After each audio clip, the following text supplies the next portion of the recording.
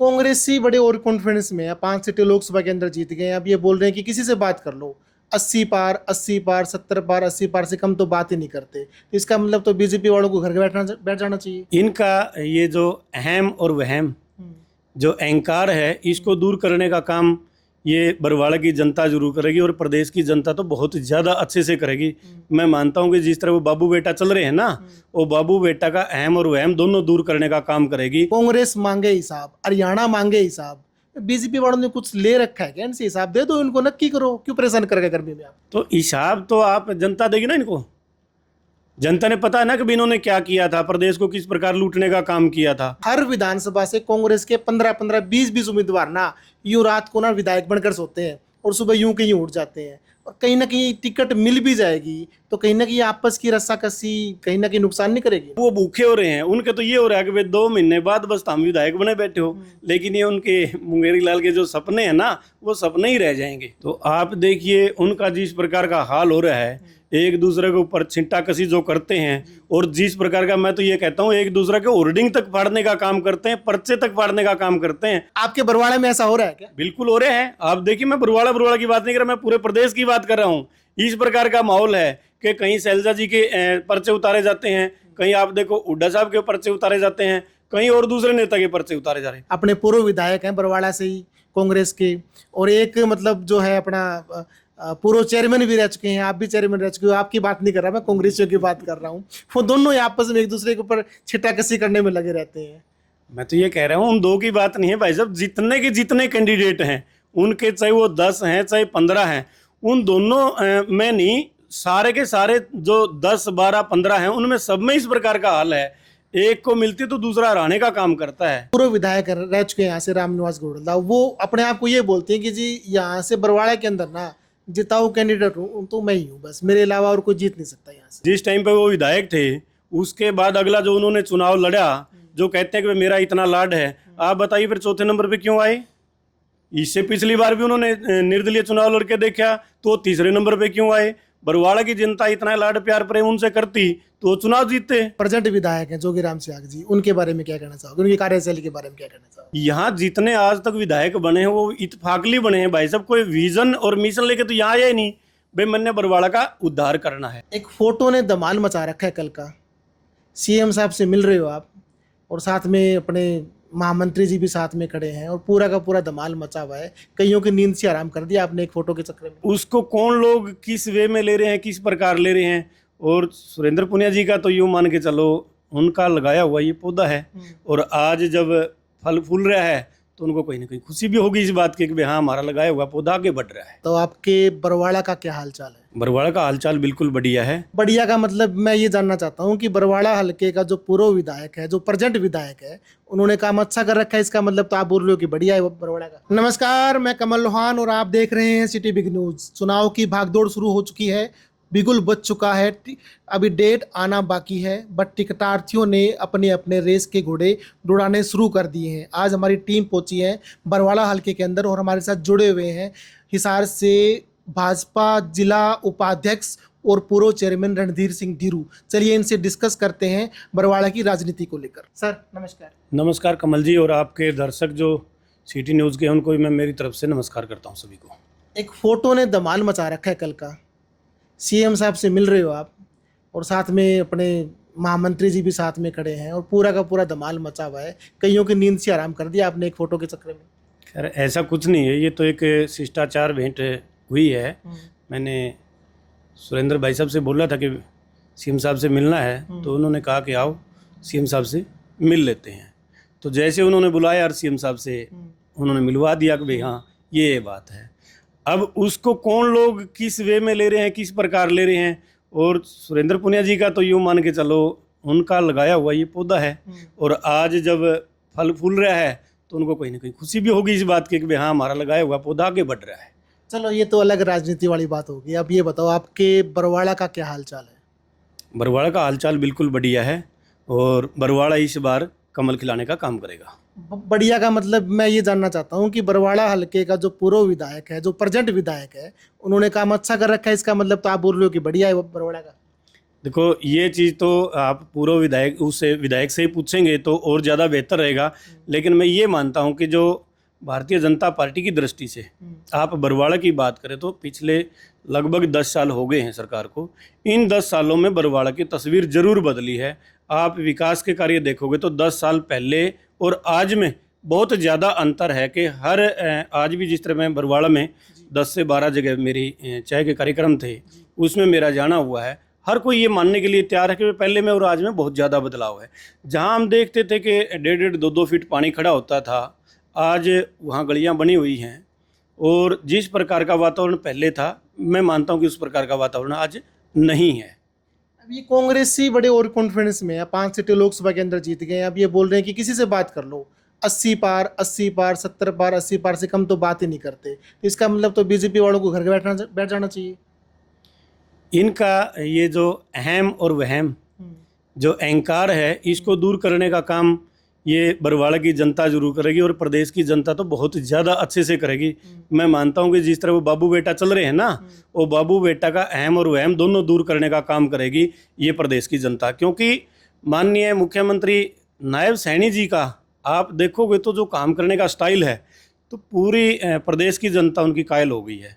मैं तो मुख्यमंत्री जी को ये बधाई भी देता हूँ, उनको कह के भी आया हूँ कि आप जिस भी क्षेत्र में जाते हैं उस क्षेत्र की जनता आपकी कायल हो जाती है। जिस प्रकार उनकी मुस्कान है, जिस प्रकार उनका काम करने का स्टाइल है, तरीका है, आप देखोगे तो भाई साहब इतना नरम आदमी मिला ही नहीं किसी ने। और जनता तो ये कहती है कि भाई साहब आपने कहाँ लकोर रखा था इसको। पहले राहुल गांधी जी ने पद यात्रा शुरू की, उसके बाद में पीछे पीछे जो है अपने दीपेंद्र जी चल पड़े। अब पीछे पीछे अपना शैलजा जी भी पद यात्रा में लग गई है। अब इन्होंने एक बड़ा सा टैगलाइन दे रखा है, कांग्रेस मांगे हिसाब, हरियाणा मांगे हिसाब। बीजेपी वालों ने कुछ ले रखा है क्या? इनसे हिसाब दे दो इनको, नक्की करो, क्यों परेशान कर गर्मी में आप? तो हिसाब तो आप जनता देगी ना इनको। जनता ने पता है ना कि इन्होंने क्या किया था, प्रदेश को किस प्रकार लूटने का काम किया था। जो आज कांग्रेस सरकार ने जिस प्रकार प्रदेश का हाल किया था, और आज खुशहाल प्रदेश है हमारा। आप देखिए कि किस प्रकार एक गरीब घर का बच्चा जब नौकरी लगता है और वो ये मानता है कि भाई हाँ, हमने किसी चौधरी के जाने की ज़रूरत नहीं पड़ी, किसी की सिफारिश करवाने की ज़रूरत नहीं पड़ी। और हमारे क्षेत्र के लोग तो ये मानते थे कि भाई जो बेटा नौकरी लगवाना है तो रिश्ता कर दो, बोले रोहतक की तरफ है। क्या आज इस प्रकार की है? वो पर्ची और खर्ची पूर्व मुख्यमंत्री मनोहर लाल जी ने इस प्रकार की एक नीति बनाई, भाई गरीब का बच्चा भी चाहे अमीर का बच्चा भी है, वो योग्य होगा तो वो नौकरी लगेगा। और आज 1.25 लाख नौकरियां देके मैं मानता हूं कि इस प्रदेश को खुशहाली का जो काम किया है वो मनोहर लाल जी ने, और उसको आगे बढ़ाने का काम जिस प्रकार नायब जी ने काम किया है। अब 7100 समथिंग जो बच्चे टीजीटी लगे हैं, आप उनके घरों में जाके तो देखना भाई साहब, कभी उन्होंने सोचा भी नहीं था कि हमारे बच्चों को नौकरी मिल जाएगी। तो आज उन बच्चों को जब नौकरी मिलती है, मैं पीछे गया था, मिर्ज़ापुर गांव की एक बेटी डीएसपी लगी है, आप उनके घर में जाके पूछना कि भाई किस प्रकार का माहौल है। वो मानते हैं ना कि भाई हाँ वाकई में इस प्रकार का है। आज वो 10 साल से तरस रहे हैं, अब वो भूखे हो रहे हैं। उनके तो ये हो रहा है कि भाई 2 महीने बाद बस हम विधायक बने बैठे हो। लेकिन ये उनके मुंगेरी लाल के जो सपने हैं ना, वो सपने ही रह जाएंगे। विधायक बनने की बात बनाई कि सबसे बड़ी अजीब चीज देखने को मिल रही है, मतलब हर विधानसभा से कांग्रेस के 15-15, 20-20 उम्मीदवार ना यूं रात को ना विधायक बनकर सोते हैं और सुबह यूं के यूं उठ जाते हैं। और कहीं ना कहीं टिकट मिल भी जाएगी तो कहीं ना कहीं आपस की रस्साकसी कहीं ना कहीं नुकसान नहीं करेगी। तो आप देखिए उनका जिस प्रकार का हाल हो रहा है, एक दूसरे के ऊपर छिंटा कसी जो करते हैं, और जिस प्रकार का, मैं तो ये कहता हूँ, एक दूसरे के होर्डिंग तक फाड़ने का काम करते हैं, पर्चे तक फाड़ने का काम करते हैं। आप देखिए वो कोई पर्चे लगा के आता है और उसके पर्चे अगले दिन दूसरा बंदा वो उखाड़े पावे है। इस प्रकार का माहौल में क्या वो जीत पाएंगे? लगता है ये आपके बरवाड़ा में ऐसा हो रहा है क्या? बिल्कुल हो रहे हैं। आप देखिए, मैं बरवाड़ा की बात नहीं कर रहा, मैं पूरे प्रदेश की बात कर रहा हूँ। इस प्रकार का माहौल है कि कहीं शैलजा जी के पर्चे उतारे जाते हैं, कहीं आप देखो हुड्डा साहब के पर्चे उतारे जाते हैं, कहीं और दूसरे नेता के पर्चे उतारे जा रहे हैं। और इनका जो पिछला माहौल आप लोगों ने देखा होगा, ये तो पीटने और लूटने का भी काम करते हैं भाई साहब। एक चीज और देखने को मिल रही है, मतलब बरवाड़ा की बात कर रहा हूँ तो बरवाड़ा की तो उससे मैं डिस्कस कर सकता हूँ। आप अपने पूर्व विधायक हैं बरवाड़ा से ही कांग्रेस के, और एक मतलब जो है अपना पूर्व चेयरमैन भी रह चुके हैं, आप भी चेयरमैन रह चुके हो। आपकी बात नहीं कर रहा, मैं कांग्रेसियों की बात कर रहा हूँ। वो दोनों ही आपस में एक दूसरे के ऊपर छिटाकसी करने में लगे रहते हैं। मैं तो ये कह रहा हूँ उन दो की बात नहीं है भाई साहब, जितने के जितने कैंडिडेट हैं उनके, चाहे वो 10 हैं चाहे 15 हैं, उन दोनों में नहीं, सारे के सारे जो 10 12 15 हैं उनमें सब में इस प्रकार का हाल है। एक को मिलती तो दूसरा हराने का काम करता है।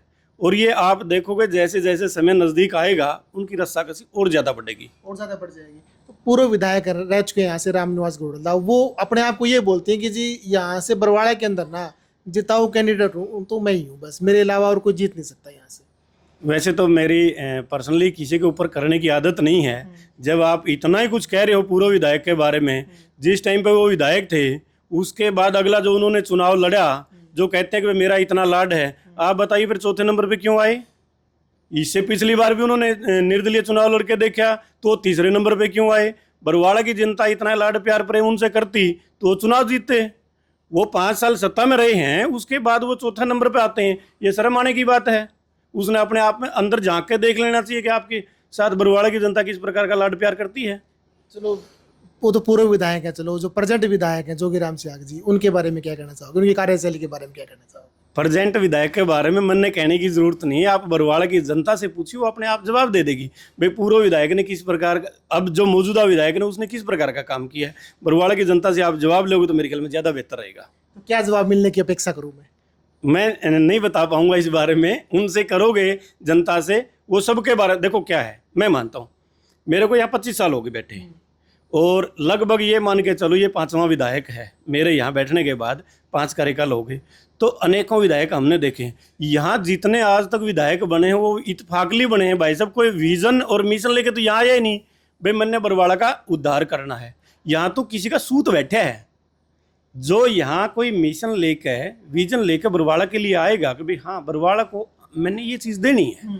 इस प्रकार का अब तक मैं मानता हूँ कि कोई विधायक बरवाड़ा के अंदर नहीं बना है कि किसी ने इस प्रकार का सोचा हो कि भाई बरवाड़ा का कल्याण कैसे हो सकता है। वो बेशक जेजेपी के विधायक जरूर है, पर वो सब सवाल इसलिए कर रहा हूँ कि इस पर वो बीजेपी से टिकट मांग रहे हैं बरवाड़ा तो मांगो, ये तो अधिकार है सबको, टिकट तो चाहे आप मांग लो, हो सकता है आपके ऊपर भी विचार कर ले पार्टी।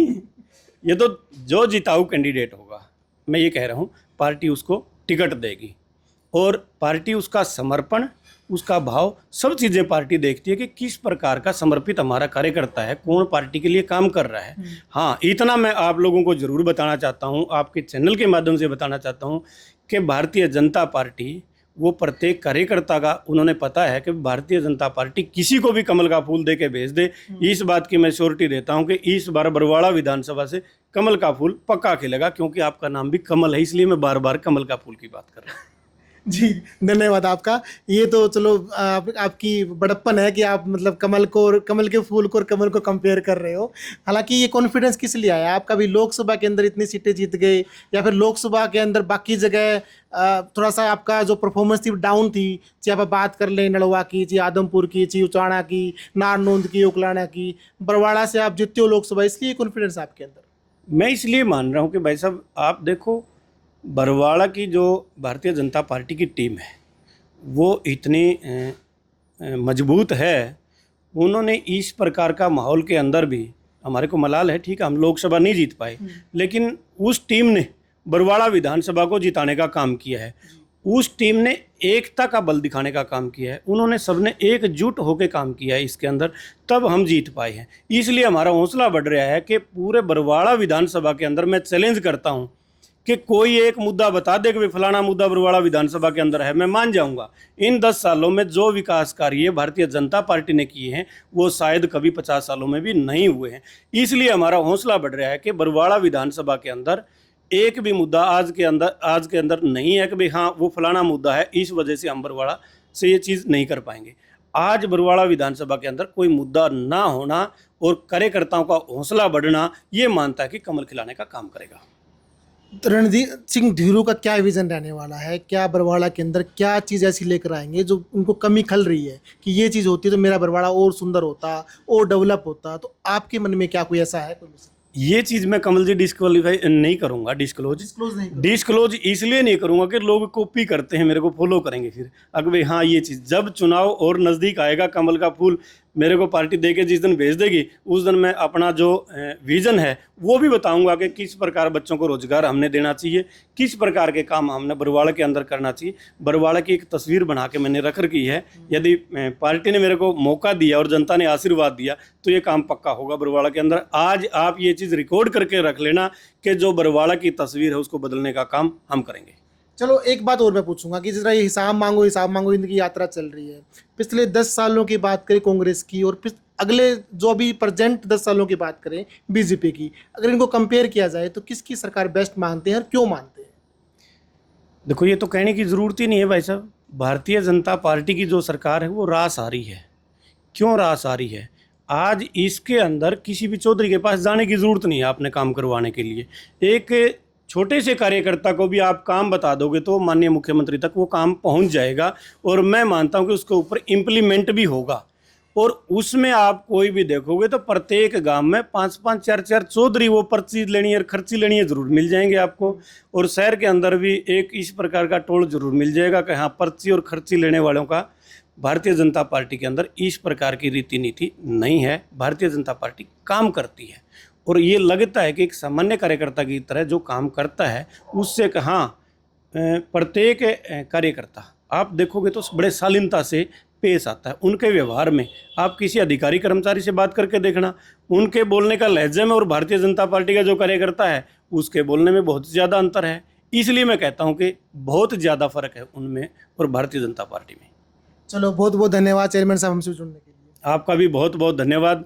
आपने ये मेरे को मौका दिया, आपने ये मंच दिया। मैं आपके दर्शकों को भी मेरी तरफ से बहुत बहुत नमस्कार करता हूँ। चलो आपके जो विजन और मिशन है ना उसके ऊपर दोबारा से फ्री इंटरव्यू करेंगे, जल्दी आपसे दोबारा मुलाकात करेंगे। जिस टाइम आप समय आ जाएगा आप देखना, मैं बताता हूँ कि किस प्रकार का विजन होता है। एक विधायक बनने के बाद एक विधायक बनने के लिए आपने क्या करना चाहिए जनता के लिए, वो मैं बताऊँगा कि भाई हाँ ये चीज़ होती है कि जनता के लिए ये चीज़ जनता को देने की ज़रूरत है। चलो बहुत बहुत धन्यवाद। बहुत बहुत धन्यवाद जी भाई साहब। तो ये थे हमारे साथ भाजपा के जिला उपाध्यक्ष रणधीर सिंह जीरू, पूर्व चेयरमैन रह चुके हैं। अपनी टिकट को लेकर भी आश्वस्त हैं और अपनी जीत को लेकर भी आश्वस्त हैं। हालांकि देखने वाली बात ये रहेगी कि क्या इनको टिकट भाजपा की तरफ से बलवाड़ा हल्के से मिल पाएगी या नहीं। तब तक जुड़े रहें सिटी बिग न्यूज़ के साथ। नमस्कार, धन्यवाद।